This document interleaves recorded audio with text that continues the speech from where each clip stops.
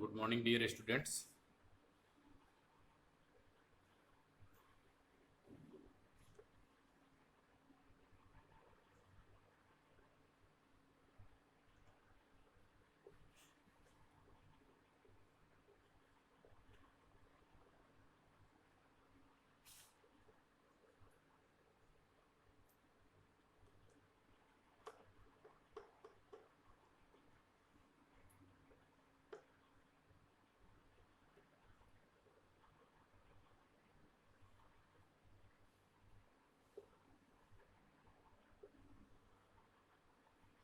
Last class में हम लोगों ने एफोरिज्म 58 59 को देखा था और लास्ट क्लास में हम लोगों ने इस चीज़ को बोला था कि ये जो एफोरिज्म 59 है ये ऑर्गेनॉन ऑफ मेडिसिन का लॉन्गेस्ट एफोरिज्म है। ऑर्गेनॉन ऑफ मेडिसिन का लॉन्गेस्ट एफोरिज्म है। सो ये एक पॉइंट एमसीक्यू के पर्पज से ये काफ़ी इम्पोर्टेंट है। इस चीज़ को आप लोग निश्चित रूप से ध्यान में रखिएगा। ये लॉन्गेस्ट एफोरिज्म है आप लोगों के लिए। ये लॉन्गेस्ट एफोरिज्म है। सबसे बड़ा फुटनोट किस एफोरिज्म में है ये आप लोग खोज के लाइएगा। ऑलरेडी आप लोग फाइनल ईयर के स्टूडेंट्स हैं, आपको सब पता है। तो आप लोग लॉन्गेस्ट फुटनोट कौन सा है ये मुझको बताइएगा, ठीक है। बेसिकली एफोरिज्म 59 में हम लोगों ने देखा है कि कैसे एंटीपैथिक मेथड ऑफ ट्रीटमेंट में एग्रावेशंस होता है मेडिसिन देने के बाद। जब मेडिसिन देते हैं, जैसे कि इसमें कॉफ़ी का एग्जाम्पल दिया गया है, ओपियम का एग्जाम्पल दिया गया है, स्नीज प्रोड्यूस करने वाले मेडिसिन का एग्जाम्पल दिया गया है, डिफरेंट एग्जाम्पल्स दिए गए हैं। कैसे मतलब जो मेन सिम्टम है वो कमता है मेडिसिन लेने के बाद पहले, और उसके बाद वो और ज़्यादा एग्रावेट हो जाता है। तो इसका बहुत सारा एग्जाम्पल एफोरिज्म 59 में दिया गया है। ये लॉन्गेस्ट एफोरिज्म है। बेसिकली यहाँ पे antipathic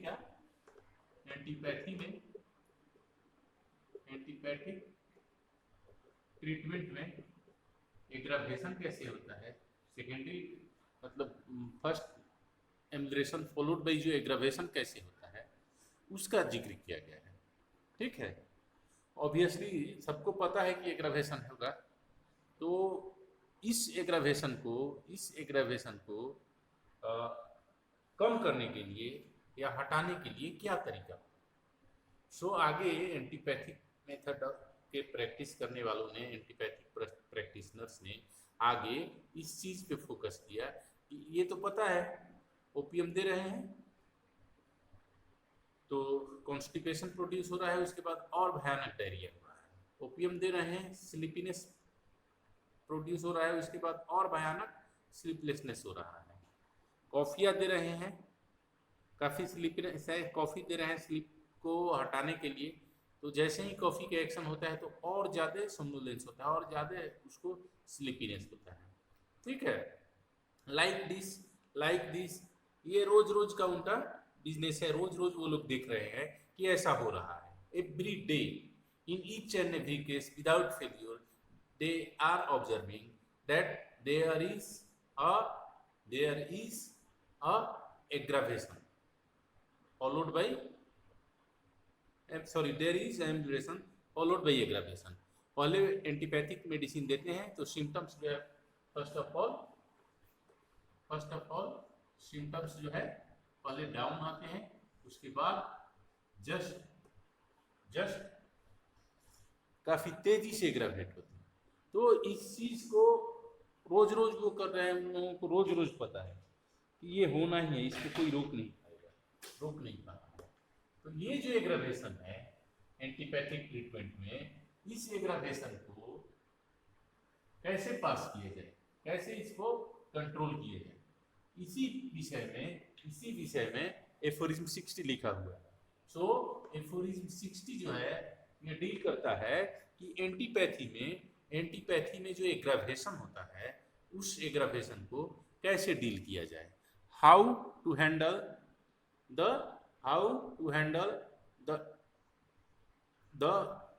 coming aggravation in case of antipathic treatment. तो एफोरिज्म 60 में क्या डिस्कस किया गया है, how antipathy deals with aggravation coming after evacuation। तो जो एग्रावेशन हो रहा है, उस एग्रावेशन के बाद एमिग्रेशन जो आ रहा है, उस एमिग्रेशन को उस एमिग्रेशन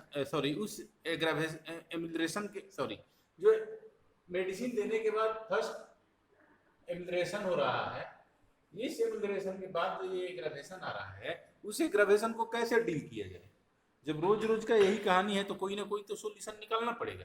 तो इसका उन लोगों ने सॉल्यूशन क्या निकाला, इसका उन लोगों ने सॉल्यूशन निकाला कि ग्रेजुअली जो डोज है, पहले मान लीजिए छोटा सा एक ग्लोब्यूल दे रहे हैं, अगले दिन 1.5 ग्लोब्यूल देंगे, नेक्स्ट डे 2 ग्लोब्यूल देंगे, लाइक दिस एवरी डे वो डोज को बढ़ाते जाएंगे और ये डोज बढ़ता, ग्रेजुअली इंक्रीजिंग डोज जो है वो जो आने वाला एग्रेवेशन है उसको न्यूट्रलाइज करते रहेगा।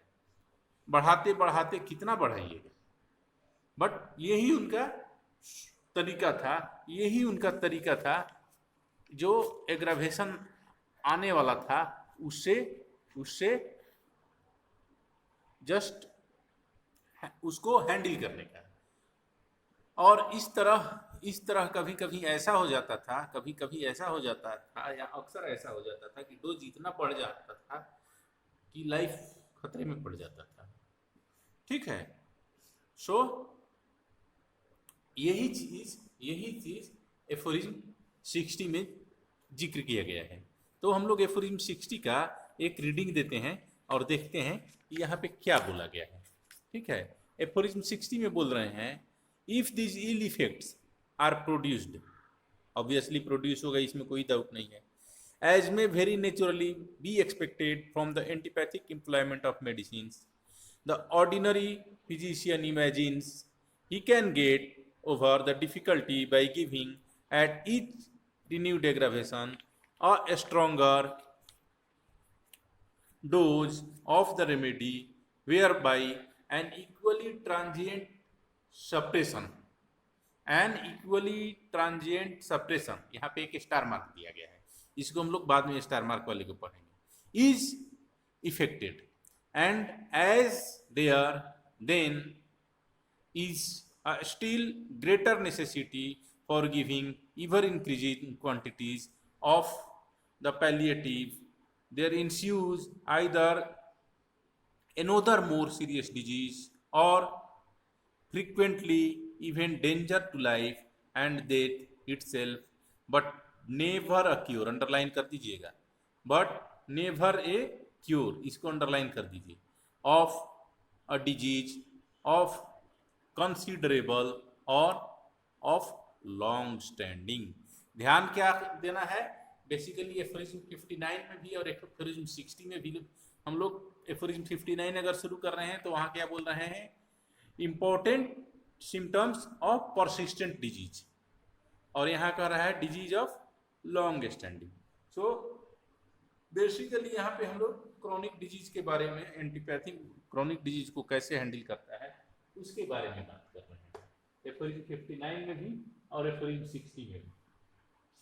यहाँ पे बोला जा रहा है कि जो इवर इंक्रीजिंग डोज दिया जा रहा है, डोज को बढ़ाया जा रहा है, वो सप्रेस करते जाएगा एग्रावेशन को, और एक समय ऐसा आ जाएगा कि पेशेंट का लाइफ डेंजर में चला जाएगा, पेशेंट को सीरियस डिजीज हो जाएगा, और उसके बाद बहाना बना के उसको साइड कर दिया जाएगा कि ये उसके चलते नहीं हो रहा है, ये किसी और कारण से हो रहा है।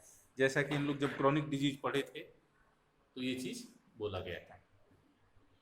सो एफोरिज्म 60 में एंटीपैथी में एग्रावेशंस को कैसे हैंडल किया जाता है इसका जिक्र किया गया।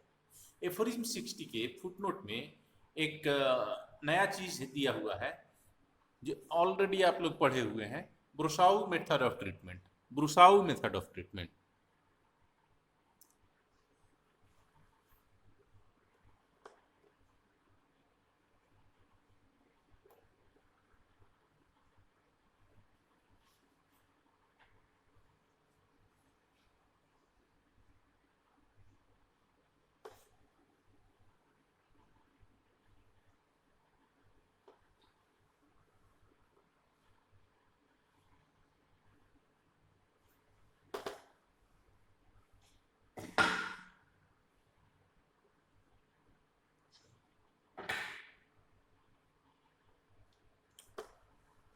क्या है?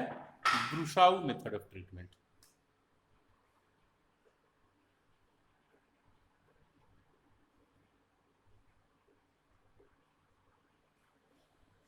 ये ब्रुसाउ साहब जो थे, इन्होंने एक एंटीपैथिक टाइप का ही ट्रीटमेंट का एक नया मेथड दिया था, जिसमें पेशेंट को हंगर डाइट पे रखा जाता था, ब्लड लेटिंग किया जाता था, वेनेसेक्शन किया जाता था,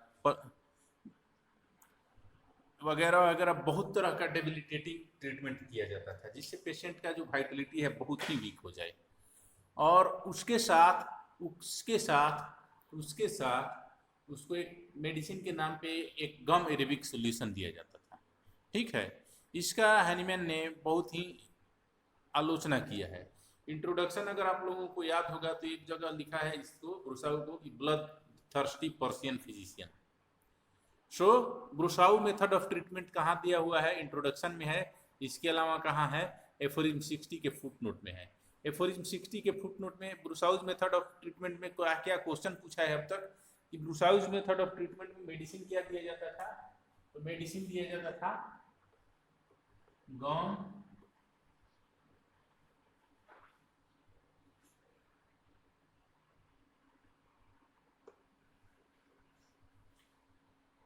एरेबिक सॉल्यूशन, यही एकमात्र मेडिसिन दिया जाता था। इसके अलावा हंगर डाइट,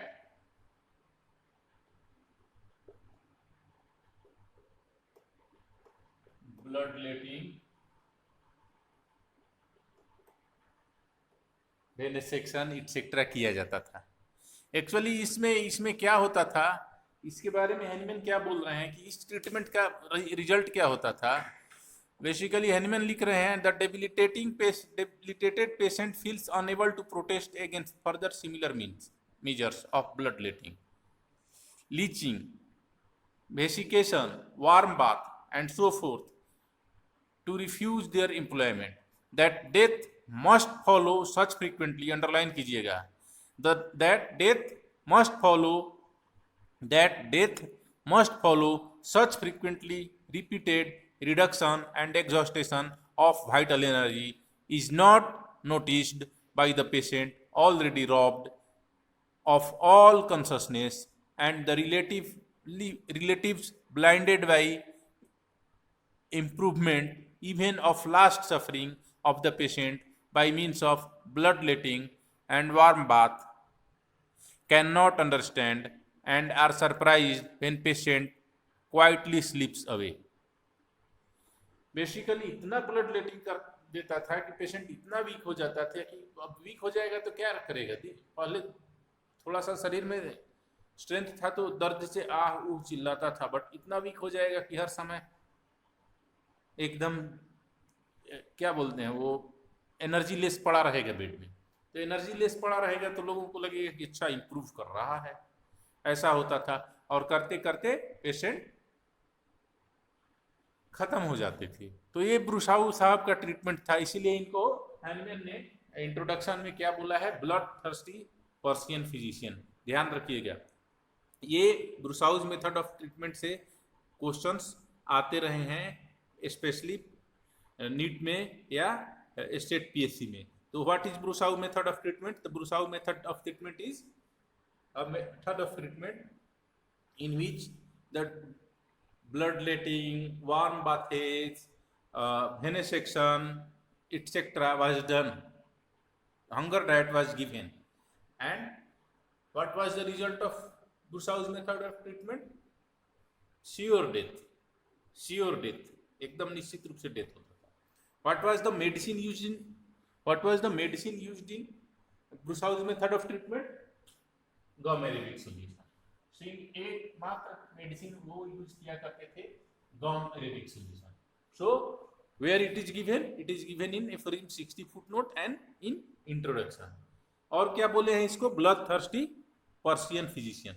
सो ये हुआ हम लोगों का aphorism 60. Aphorism 59 and aphorism 60.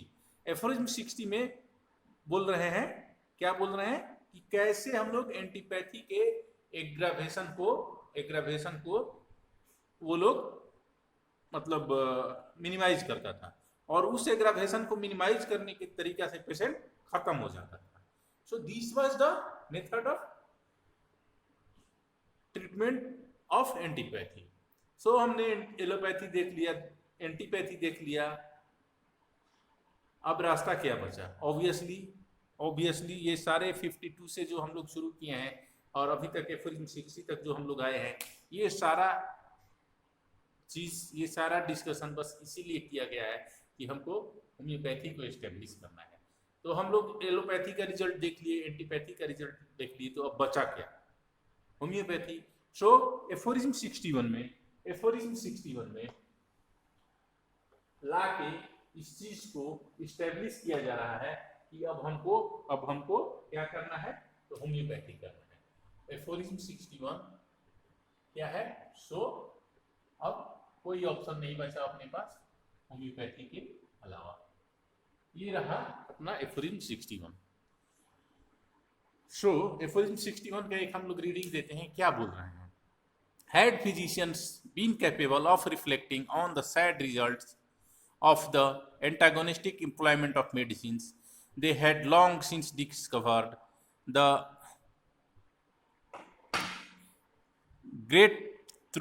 grand truth that, underline कीजिएगा, the true radical healing art must be found in the exact opposite of such an antipathic treatment of the symptoms of disease.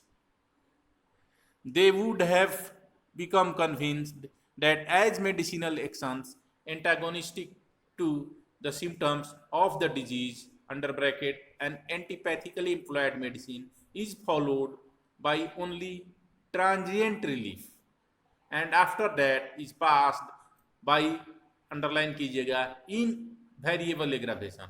And converse of the procedure, the homeopathic employment of medicines according to similarity of symptoms must effect a permanent and perfect cure, if at the same time the opposite of their large dosage of the most minute dosage are exhibited.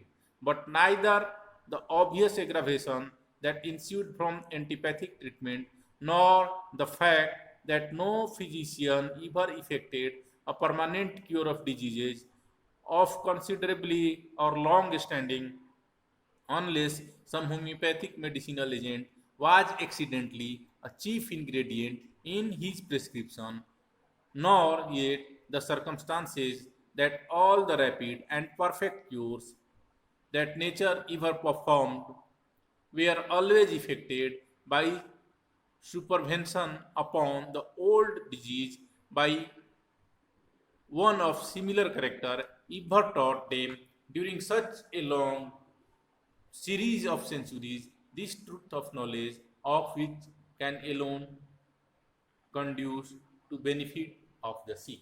Basically aphorism 61 में यही बात कर रहे हैं कि जो हमारा antipathic method of treatment था, जो एंटीपैथी था, वहाँ पे हर बार इतिहास में जितना भी मतलब बार फिजिशियंस लोग देखे हैं, एग्रावेशन ही देखे हैं, एग्रावेशन के अलावा कुछ नहीं देखे. और जहाँ कहीं भी क्योर हुआ है हिस्ट्री में, जहाँ कहीं भी क्योर हुआ है, वहाँ पे जो मेडिसिन इम्प्लॉयड किया गया था, जो मेडिसिन दिया गया था, that was accidentally homeopathy. Even disease से जो क्योर हुआ है, सिमिलर डिजीज से ही क्योर हुआ है. एफोरिज्म 46 में जो एग्जांपल्स दिए हुए हैं, सो ये सारा चीज़ों को देखते हुए, ये सारा चीज़ों को ध्यान में रखते हुए ये स्पष्ट है कि होम्योपैथी से ही क्योर हो सकता है। सो एफोरिज्म 61 में ये बात बोला जा रहा है कि होम्योपैथी से ही क्योर हो सकता है। ठीक है, सो आप लोग इसका रीडिंग दीजिए, देखिए, अगर नहीं समझ में कुछ आता है तो हम लोग इसके बारे में फिर से डिस्कस करेंगे। ठीक है, एफोरिज्म 60 में क्या था, एंटीपैथी में एग्रावेशन को कैसे हम लोग कम करते हैं, कंट्रोल करते हैं, और 61 में क्या था, why we should do homoeopathy. Aphorism 60 का फुटनोट बहुत महत्वपूर्ण है। क्यों? ब्रुसाइल्स मेथड ऑफ ट्रीटमेंट के लिए। ब्रुसाइल्स साहब क्या ट्रीट करते थे, तो वो ट्रीट करते थे, हंगर डाइट देते थे, और क्या करते थे, ब्लड लेटिंग करते थे, वेनेसेक्शन करते थे, वार्म बाथ दिया करते थे, बेसिकली पूरे तरह से पेशेंट को डेबिलिटेट कर देते थे। और मेडिसिन क्या दिया करते थे, तो मेडिसिन के नाम पे वो गम एरोबिक सोल्यूशन दिया करते थे। और क्या होता था इनके ट्रीटमेंट का रिजल्ट, इनका ट्रीटमेंट का result invariably death of the patient हुआ करता था, पेशेंट नहीं बचता था, खत्म हो जाता था। सो ये हुआ Broussais's method of treatment. I think आप लोगों को समझ में आया होगा। फिर से बोल रहा हूँ, एफोरिज्म 60 का footnote state PSC MCQ exams के लिए ज़्यादा महत्वपूर्ण है, इसको निश्चित रूप से ध्यान रखिएगा। Broussais's method of treatment, medicine, gum Arabic solution, hunger diet, blood letting. Broussais को हैनीमैन ने एक जगह कहा है blood thirsty Persian physician. I think कि आप लोगों को समझ में आया होगा। अगर कोई क्वेश्चन है, कोई कंफ्यूजन है तो पूछिएगा। I will try to solve your confusions and questions. Okay, thank you.